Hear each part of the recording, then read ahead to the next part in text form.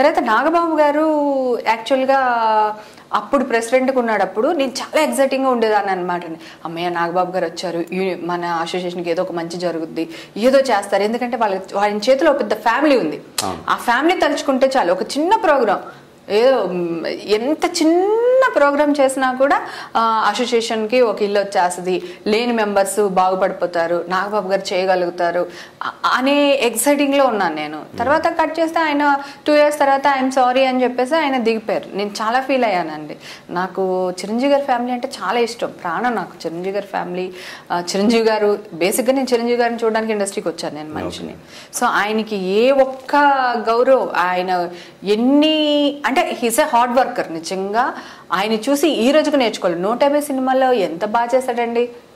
మీకు జనాలు ఏదో ఎక్స్పెక్ట్ చేస్తే దానికి మనం ఏం చేయలేం.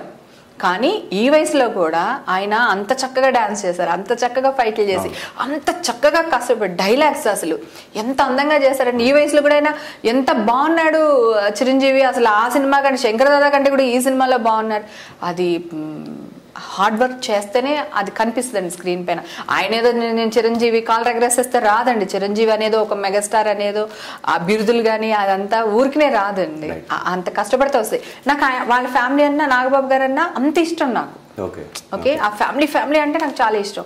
కానీ నాకు ఇష్టమైన ఫ్యామిలీ వాళ్ళు నా అసోసియేషన్కి మంచి జరిగేటట్టు చేస్తుంటే, ఆహా చూసారా నాగబాబు గారు ఇంత చేశారు, జాగ్రత్తగా ఉండండి, ఒక ఇది ఉంటుంది కదా, నాకు ఒక బలం ఉంటుంది, ఒక ఇది ఉంటుంది.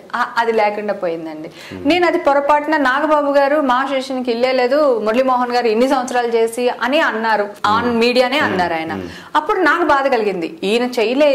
ఈయన తరంలో ఉన్న డబ్బులు ఖర్చు పెట్టేశారు, డబ్బులు మళ్ళీ చేర్చలేదు, ఏదో మళ్ళీ ఈయన వచ్చి ముక్కు ములిగి ఏదో చేశారు కదా. సో ఎందుకు అట్లా ఎగ్నెస్ట్ గా మాట్లాడాలి? పైగా ఇల్లు ఆయన చేత ఆయనే కొని మళ్ళీ ఇల్లు లేదు, ఐ మీన్ ఆఫీస్ లేదు మా అసోసియేషన్, కానీ మళ్ళీ నాగబాబు గారే కమెంట్ చేయడం నాకు కొంచెం బాధ అనిపించింది. నేను ఆ ఒక్క మాట మాట్లాడడం వల్ల లాస్ట్ దాంట్లో హైలైట్ అయిపోయా, మీడియాకి చక్కగా ఒక ఫీడింగ్ అయిపోయాను నేను.